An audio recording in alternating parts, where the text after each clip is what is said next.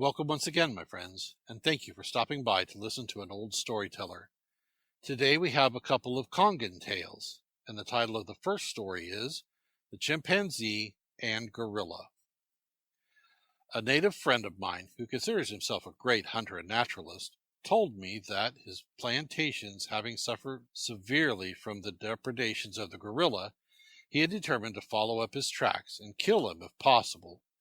After having journeyed a long distance, he at last came up to the gorilla's camp. The gorilla was up a tree, at the foot of which was a large heap of fruits of different kinds.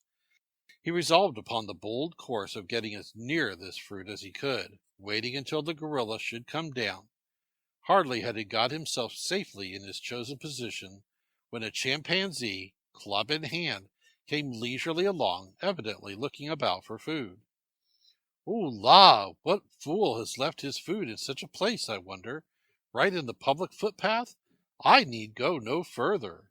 Thereupon the chimpanzee sat himself down and began to enjoy a really good feed.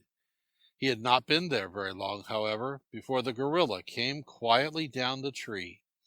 He quietly seated himself opposite the chimpanzee and commenced to eat also. "Here, you," said the chimpanzee. "What do you mean by eating my fruit? Can't you go and find some for yourself?" The gorilla made no reply, but went on eating. The chimpanzee got excited and began to abuse the gorilla. The gorilla looked at him. Then the chimpanzee struck the gorilla. The gorilla smiled and pushed him aside.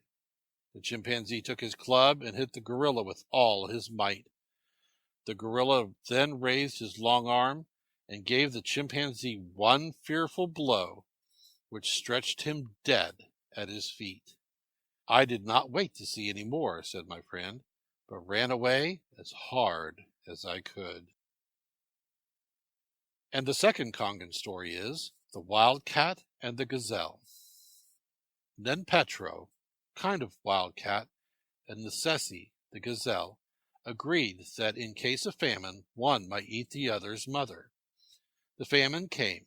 Necessi killed Petro's mother and ate her, but, loving his own mother very much, he took her into the bush and hid her there in a cave, telling her never to come out unless she should hear him call her. Every day he took her food, but not caring to carry it himself, he got Petro's little son to carry it for him. Now, this little boy felt with his father in the loss of his mother, and so resolved to tell him where Necessi kept his mother. Thus he told Petro, and showed him the way to the cave where Necessi had hidden his mother. Petro then simulated the voice of Necessi, and called to her to come out. When she came, Petro killed her and took her to town. Then he had her cooked, and gave a feast, and invited Necessi.